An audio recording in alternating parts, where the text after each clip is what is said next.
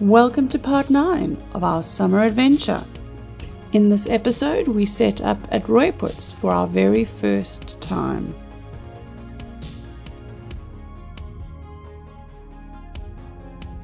We've been daydreaming about going to Rooiputs and honestly Pulenswa since we watched Juba's journey on YouTube from years ago.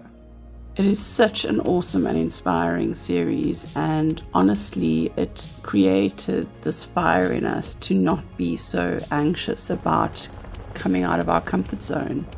I'll put a link to his series in the description below. So despite many searches on Google and on YouTube, we struggle to get very much information on Rooiputs. And any just maps or details or what to expect or what to pack, very little information is really out there. Perhaps I like to be over-prepared, but I like to know what to expect. We booked this quite late and we only got 2 nights there at the end of our holiday stay, but those 2 days have remained of the best we've ever experienced in the bush. Perhaps it's just because it's our first time. Perhaps it was the sightings. But it will always remain one of the best of our memories. Rooiputs is not far from the Nosop Valley Road on the South African side.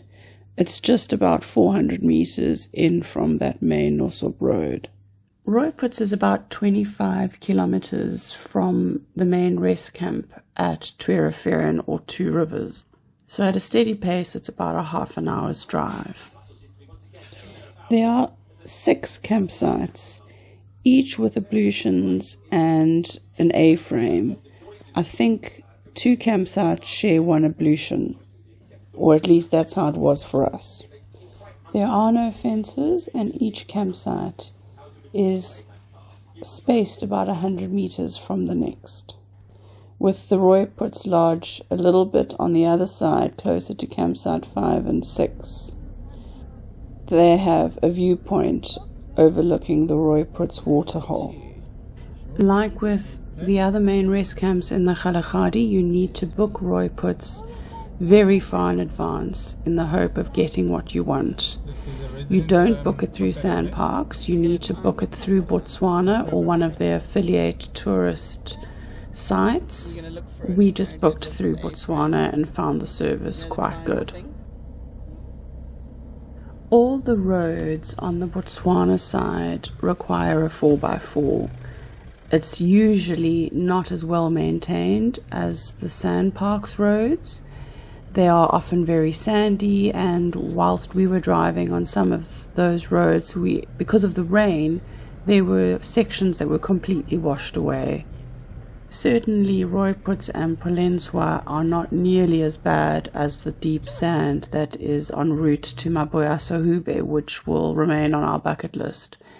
That road is notorious for causing breakdowns. Therefore, many people don't even attempt that road and rather go in via Botswana into Maboya-Sohube. One of the advantages of going into Rooiputs via the South African entrance, which is at Two Rivers, is that you don't need to go through customs as in entering a foreign country. Even though you're entering the Botswana side of the park, they have an arrangement with sand parks. As long as you're not exiting into Botswana, Out of the park, you don't need to go through that process of border crossings. Checking in was seamless. We did it at Two Rivers. When we checked in to our Sandparks bookings, we just walked across and checked in early to our Botswana booking. After that, there was no longer a need to go in via Botswana border control. After Mata, we just drove straight through to Rooiputs, and we needed our permits with us. They did come and check up on our permits while we were there. So please don't take a chance of camping where you're not authorized to camp or being where you're not authorized to be. The ablutions were unfortunately less than ideal. Being in the summer, there was an abundance of bugs and flies, and it made it intolerable. So we avoided using them as much as we could. The shower, however, was awesome. We have water. Yeah, but it's not hot. It's cold. It's lovely. It's cold water. Lovely insect water. Our first night, we had no neighbor on the end. We were at campsite 3, and there was a fourth one, which is last in the first row. And the second night, there was a tourist group, quite a large tourist group. I think there was the maximum of 8 people. And there were literally 8 individual tents with these foreigners that had obviously come for that kind of bush experience, which I'm sure was lovely. We did rather giggle at the idea of them going to the loo, though, because that was quite shocking. But nonetheless, it was entertaining to see. So bottom line is, don't always assume that you're going to be quite isolated. Sometimes there are big tourist groups that can pass through.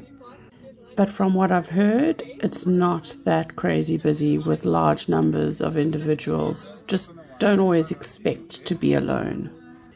With 2 young kids, we made the decision that we wouldn't let them go anywhere without one of us present, especially because Joshua is only 9 years old, and it would be, I think, a little bit irresponsible at that age to let him walk off without somebody with him. That's simply just a personal parenting choice based on our inexperience. That afternoon, we enjoyed a family favorite pasta pot. This is actually a potjie recipe that we modified from a friend of ours.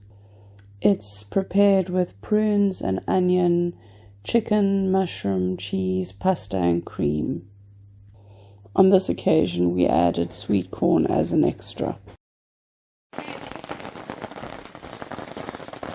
Despite the 40-degree heat in our first afternoon at Rooiputs, we encountered hail.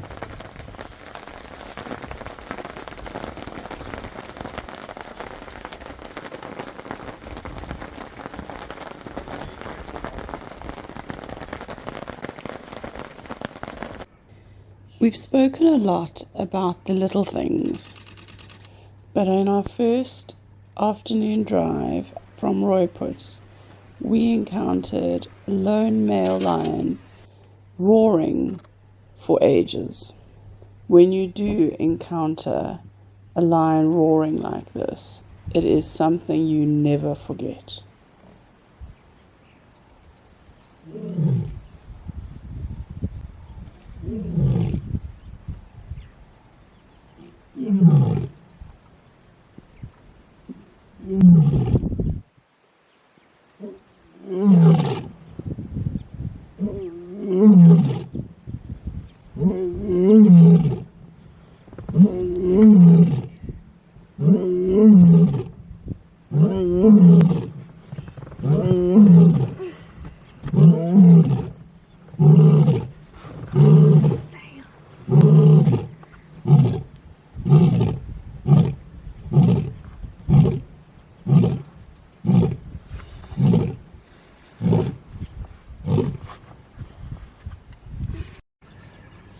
Our very first lion roar was a mind-blowing experience for us.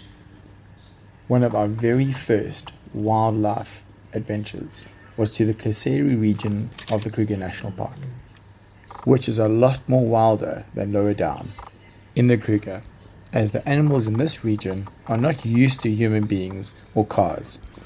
One night we were woken up around 11 p.m. in the evening and were told by one of the game rangers to quickly get dressed, nice and warm, and jump into the game vehicle, as there were apparently lions in the area. We did as instructed and climbed on board half asleep. About 10 minutes into the drive, we spotted a pride of about 4 to 5 lions in an open clearing. We stopped the game vehicle and the spots were switched off. I swear, we were so close to the lions we could hear their heartbeats. And all of a sudden, one of the large males started bellowing out a thunderous roar. This was our first experience witnessing this, and I think our feelings were a combination of fear, astonishment, and absolute awe of these beautiful beasts. This is one experience that we have never ever forgotten, and we can still recount the event in detail. The roar of the wild in pitch black darkness.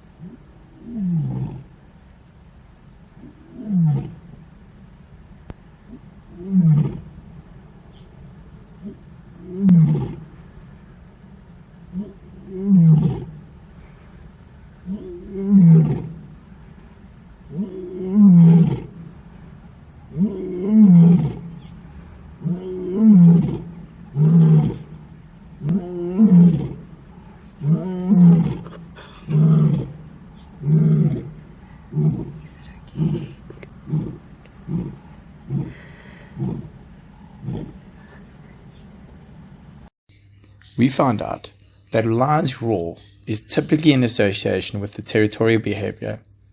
It is a demonstration of power and is used to warn off competing lion prides and other animals of the lion's size and dominance. Our first night in Rooiputs was nothing less than magical. Once we had set up, we were treated to the most magnificent distant lightning display, with barking geckos serenading us. We were obviously a bit nervous in the beginning, being in an unfenced camp for the very first time. It did not take us long to settle down and really take it all in being one with the wild. It is so important to never get too complacent, and we were forced to remind ourselves of this. Our kids were always close to us, and we were told to always keep a close eye on the surroundings. All in all, we had a perfect start to our first unfenced camp adventure.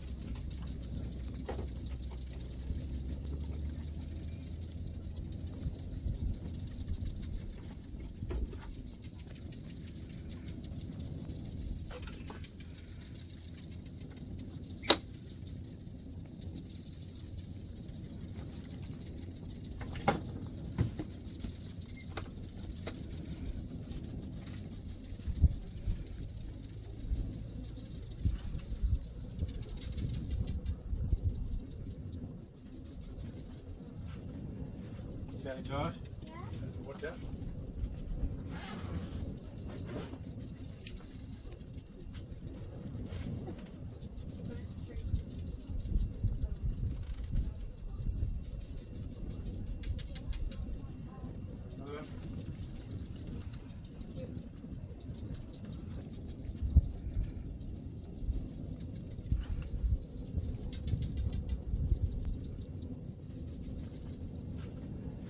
Okay, Josh. Yeah. There's water.